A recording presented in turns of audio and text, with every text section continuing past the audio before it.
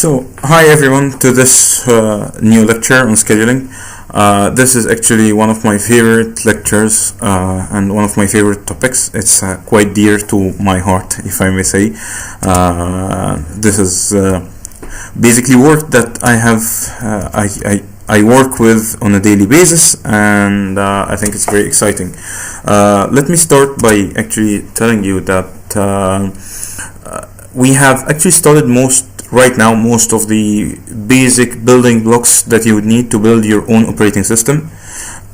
We have covered most of the required data structures. We have, or the popular data structures. What comes next, it will be mostly basically putting things together, trying to show how the whole system works together in different parts.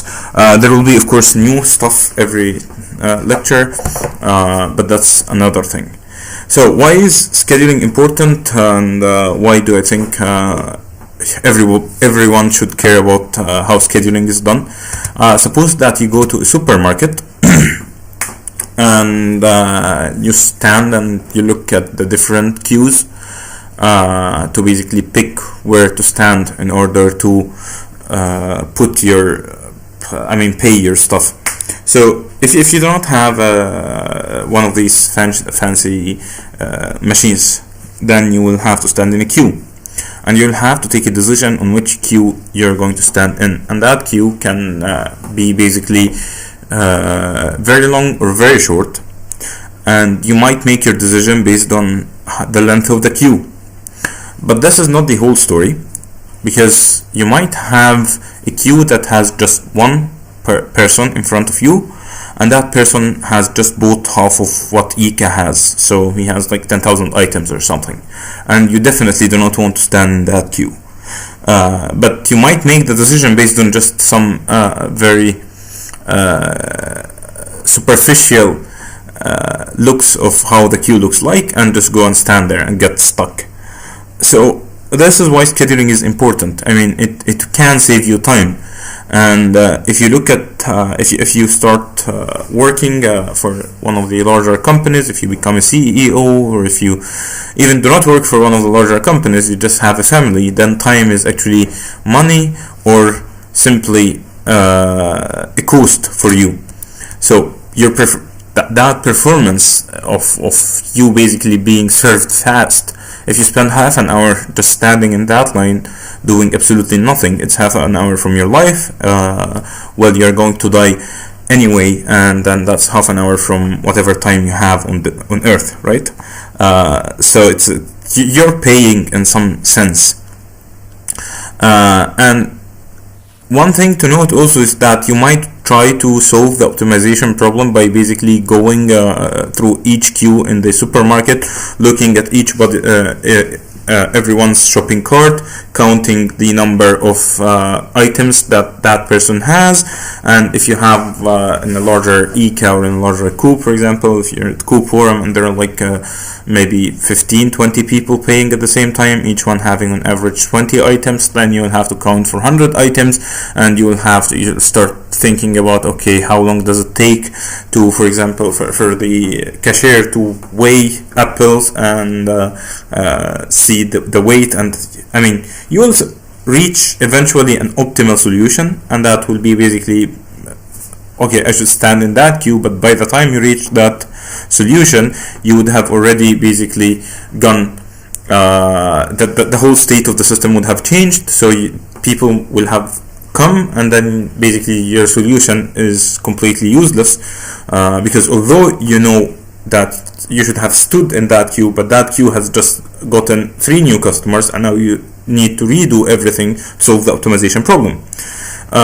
So a super optimal solution that comes in too late is probably worse than you standing in the worst queue of them all, right, in the supermarket. So you might have even spent more time calculating which queue to stand in, which cashier queue to stand in,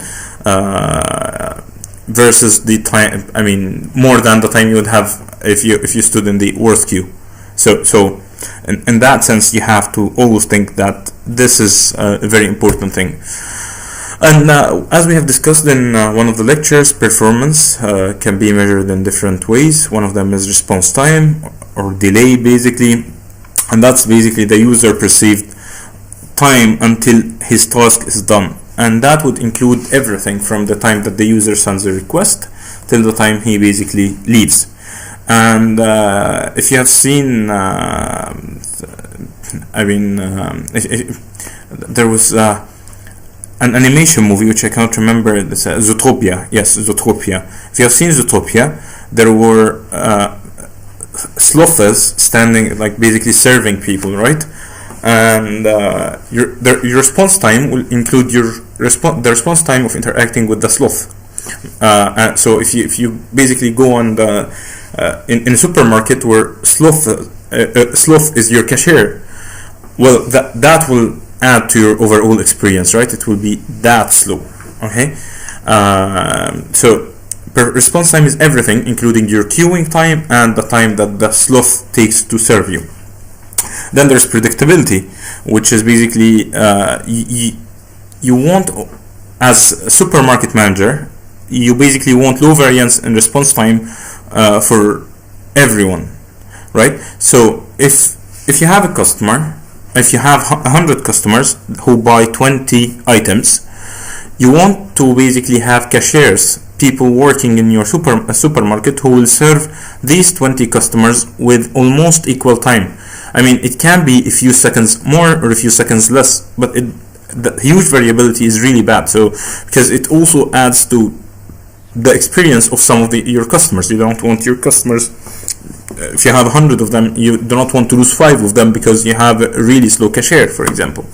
Then there's throughput. As again, a supermarket manager, you want to serve as many customers per hour as you can.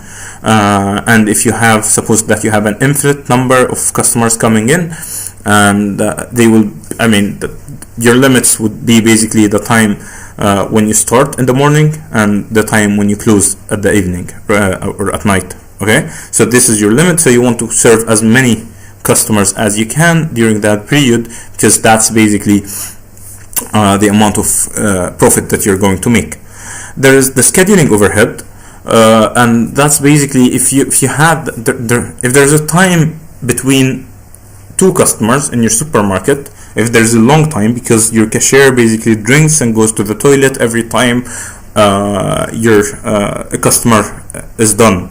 So you'll have long scheduling overheads, and these can really reduce the overall performance of the system in terms of both throughput and response time.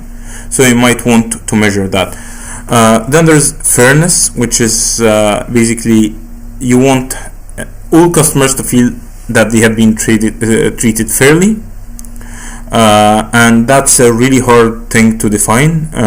It's also again a measure of how much response time that the customer gets, or also it might be that your customer gets the same or the treatment that he requires. So if a customer basically needs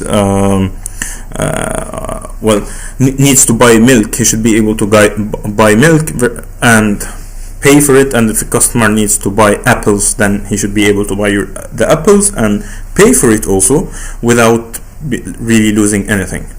And then there is starvation, and that would be the problem of you basically for example, saying that I have a policy that any customer who comes with less than 10 items will be his orders will be processed faster, for example.